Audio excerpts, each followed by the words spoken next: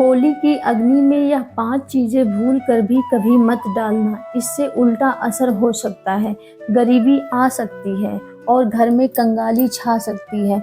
कुछ लोग अनजाने में होली की आग में ऐसी चीज डाल देते हैं जिनका गलत प्रभाव पड़ सकता है। उन्हें पता ही नहीं होता कि इन चीजों को जलाने से घर बर्बाद होने की कगार पर आ जाती है।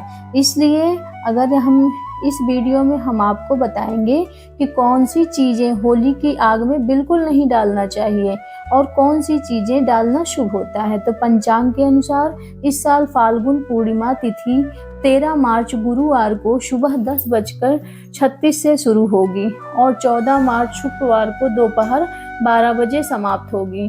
चूंकि चंद्रोदय 13 मार्च को ही होगा, इसलिए पूर्णिमा का व्रत 13 मार्च गुरुवार को रखा जाएगा। अगले दिन जब दोपहर में पूर्णिमा समाप्त हो रही है, तब पूर्णिमा का स्नान और दान किया जाएगा। होलिका दहन 13 मार्च गुरुवार को होगा, यानी इस दिन पूर्णिमा का व्रत और सत्यनारायण भगवान का व्रत भी रहेगा। रंगों वाली होली 14 मार्च शुक्रवार को खेली जाएगी।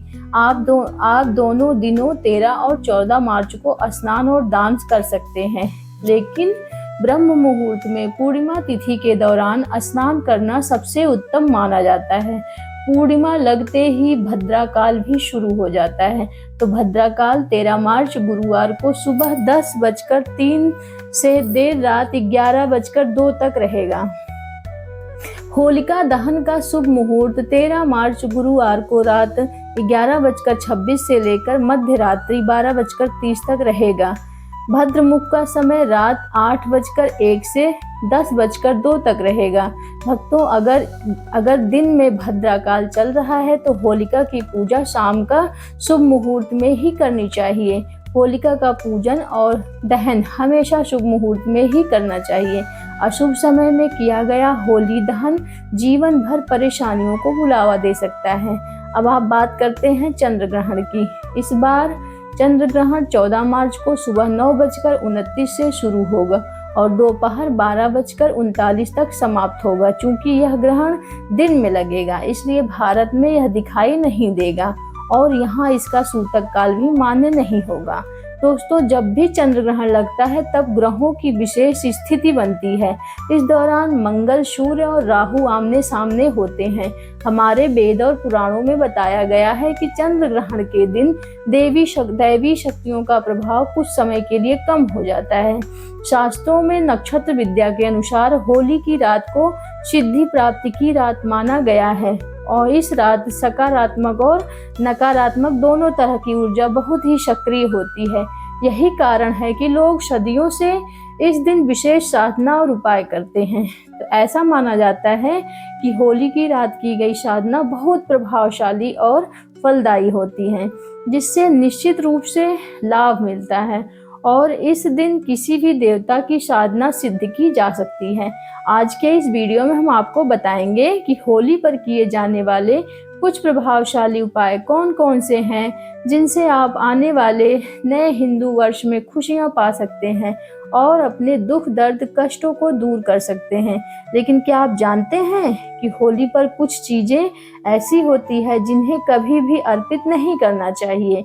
इन चीजों को अर्पित करने से लाभ के बजाय नुकसान हो सकता है। यह वीडियो बहुत ही जानकारी वाला वीडियो है और बहुत ही ज्ञानवर्धक वीडियो है, इसलिए इसे अंत तक जरूर देखें।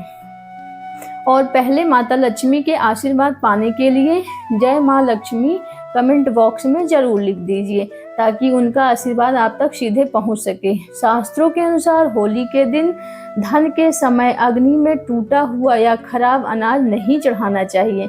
ऐसा करने से होली माता का आशीर्वाद मिलने से बजाय श्राप लग जाता है। और पूजा पाठ में हमेशा संपूर्ण और पवित्र चीजों का ही उपयोग करना चाहिए, क्योंकि अधूरी चीजें इस्तेमाल करने से फल भी अधूरा ही मिलता है।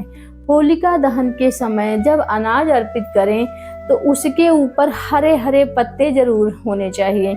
इससे पूजा का प्रभाव और अधिक शुभ होता है। इसलिए ध्यान रखें कि होली की अग्नि में शुद्ध और संपूर्ण चीजें ही चढ़ाई जाए, ताकि जीवन में सकारात्मक और खुशहाली बनी रहे।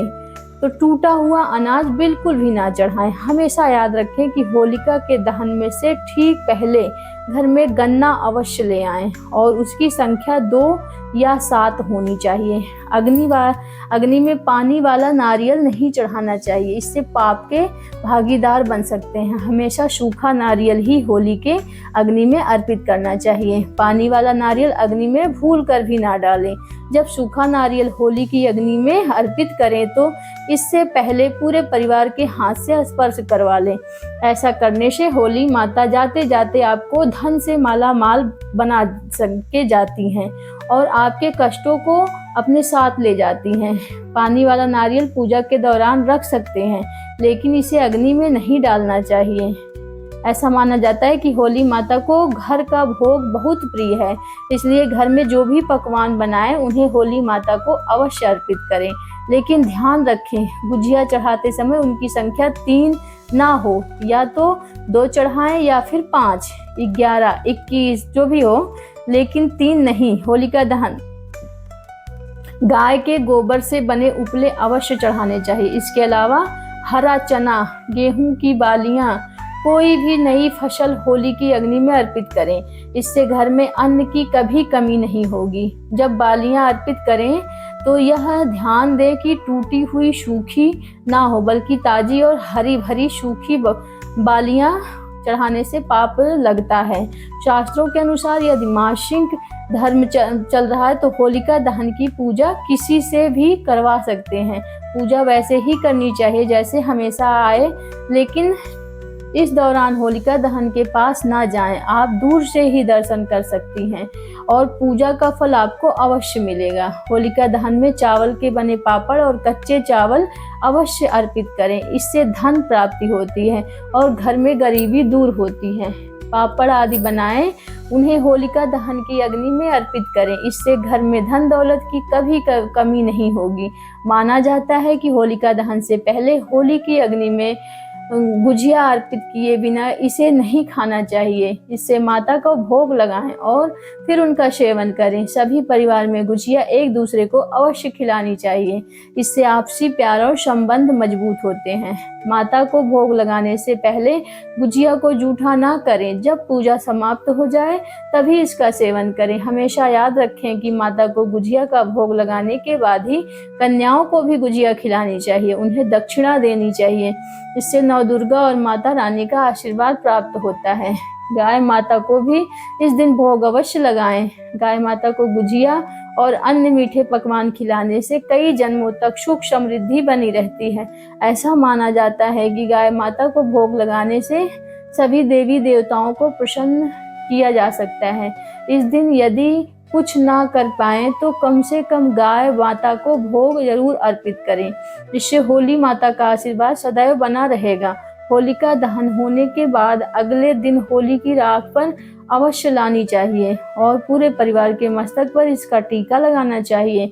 इस राख को काले कपड़े में बांधकर घर में सुरक्षित रखें। यदि छोटे बच्चों को नजर दोष लग जाए तो उनके माथे पर इस राख को टीका लगाएं। इससे बुरी नजर का प्रभाव नहीं पड़ेगा। होली की राख को काले कपड़े में बांधकर दुकान के गल्ले या लॉकर में रखने से धन की वृद्धि होती है, किसी की बुरी नजर नहीं लगती है। होली की रात को कुछ विशेष उपाय करने से घर में सुख समृद्धि आती है और नकारात्मक ऊर्जा दूर होती है। माना जाता है कि होली के दिन सफेद चीजें किसी से नहीं लेनी चाहिए। इस दिन टोने टोटके अधिक प्रभावशाली माने जाते हैं और सफेद चीजों के माध्यम से किसी पर बुरा प्रभाव डाला जा सकता है, इसलिए इस दिन सफेद चीजों ना लें। वेद पुराणों के अनुसार होली खुशियां और प्रेम का पर्व है। इस दिन मांस और मंदिरा का सेवन नहीं करना चाहिए। जो व्यक्ति होली के दिन मांस और शराब का सेवन करता है उसकी अगली योनि यानी कुत्ते की मानी जाती है और ऐसा व्यक्ति कई जन्म तक कष्ट भोगता है। शास्त्रों में कहा गया है कि भगवान श्री कृष्ण को होली का पर्व अत्यंत प्रिय है, इसलिए इस दिन कोई भी ऐसा कार्य नहीं करना चाहिए जिससे भगवान श्री कृष्ण नाराज हो जाएं। और होली के दिन गाली गलौज नहीं करना चाहिए, बड़ों का अपमान नहीं करना चाहिए और देर तक सोने से बचना चाहिए। और इस दिन पति पत्नी को संयम रखना चाहिए, ब्रह्मचर्य का पालन करना चाहिए, लाभकारी होता है। होली के रंग नकारात्मक ऊर्जा को दूर कर देते हैं, इसलिए जो भी व्यक्ति सच्चे मन से होली खेलता है उस पर होली माता का आशीर्वाद सदैव बना रहता है। ज्योतिष शास्त्र के अनुसार होली के दिन चांदी का सिक्का और एक छोटी डिब्बी जरूर खरीदनी चाहिए। इसके बाद पीले वस्त्र में हल्दी के साथ इसे माँ लक्ष्मी के चरणों में रखें। फिर होलिका दहन की रात चांदी की डब्बी को घर की तिजोरी में रखें। ऐसा करने से घर में कभी धन की कमी नहीं होती। और दोस्तों, इस दिन अपने घर के मुख्य द्वार पर आम या अशोक के पत्ते से बना बंधनवार जरूर लगाएं। वास्तु के अनुसार यह करना बहुत शुभ माना जाता है।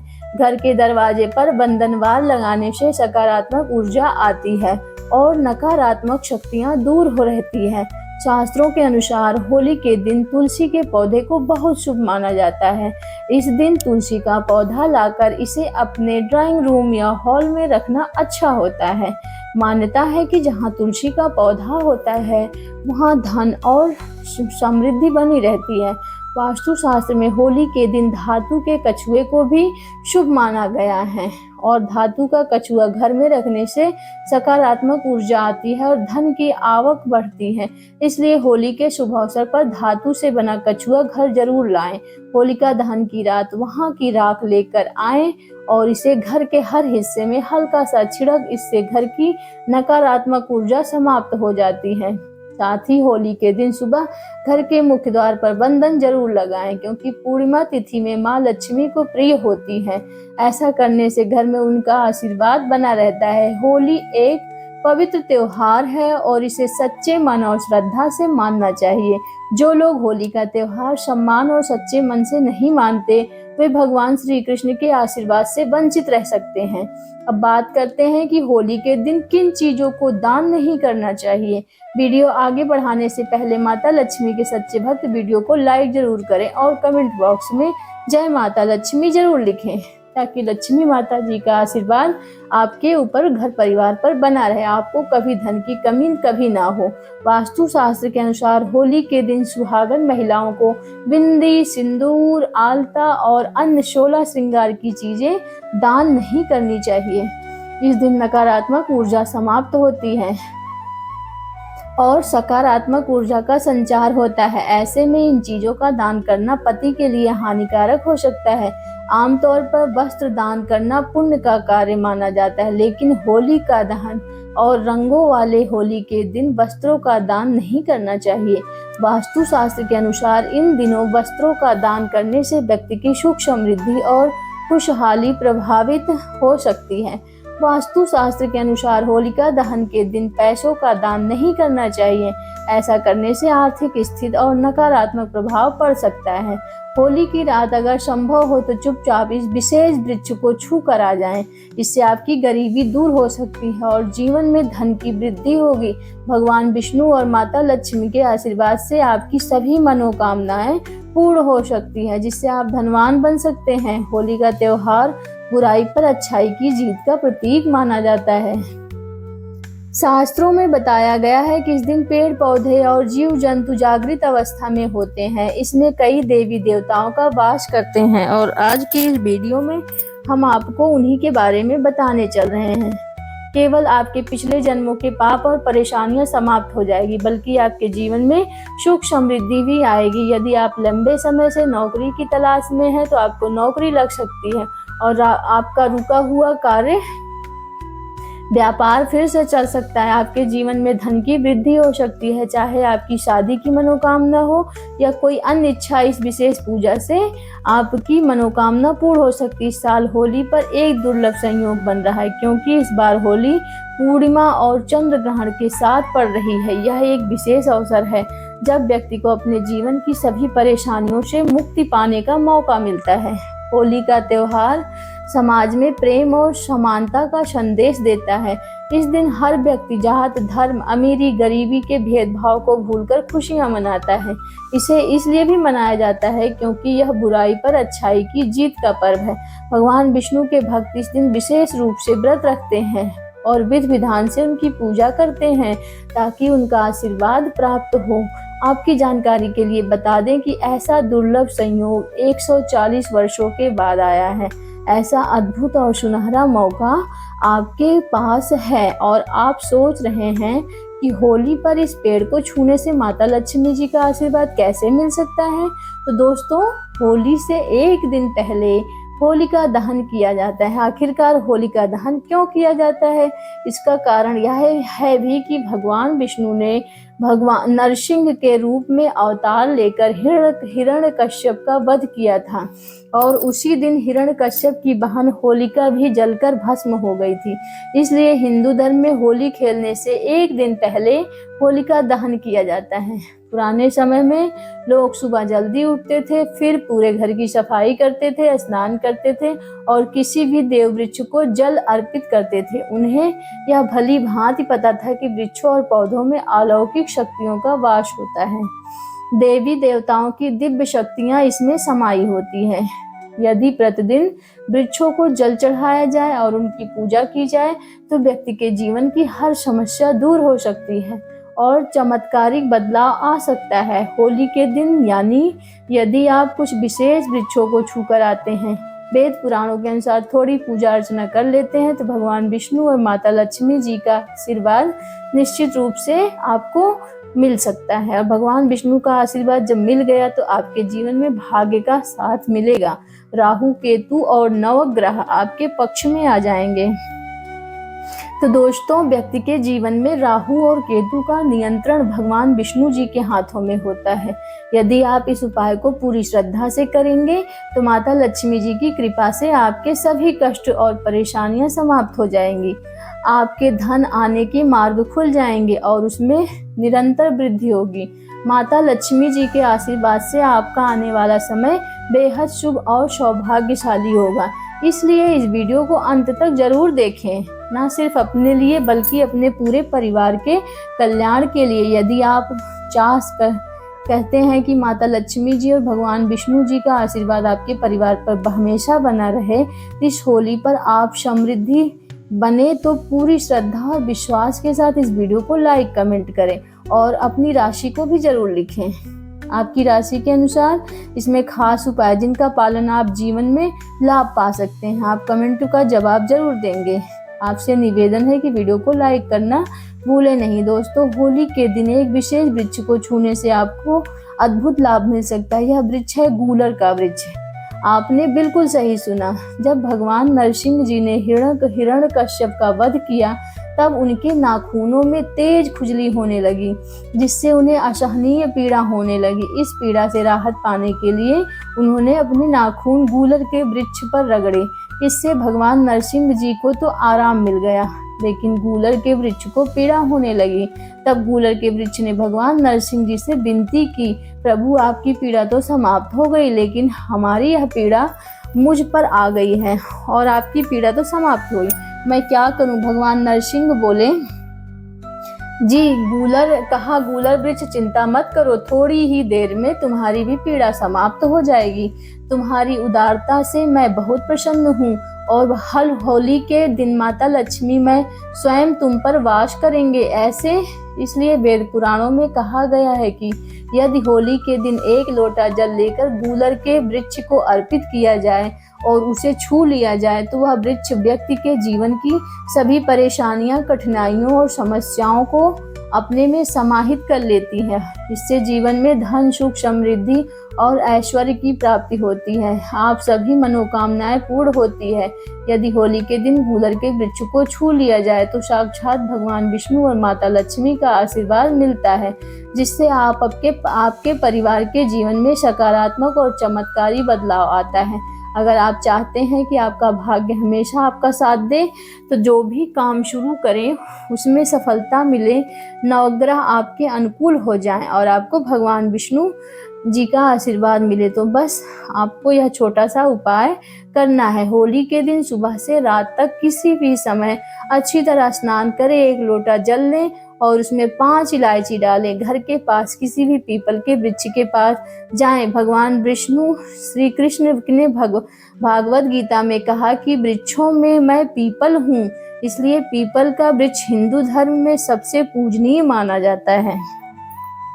वेद पुराणों में बताया गया है कि भगवान विष्णु जी होली के दिन पीपल के वृक्ष में वास करते हैं। आपको बस यह करना है कि 1 लोटा जल पीपल के वृक्ष को अर्पित करें। पीपल के वृक्ष की 11 बार परिक्रमा करें, क्योंकि माता लक्ष्मी और भगवान विष्णु को 11 संख्या बहुत प्रिय है। 11 बार भगवान विष्णु जी के बीज मंत्र का जाप करें। ओम नमो भगवते वासुदेवाय नमः।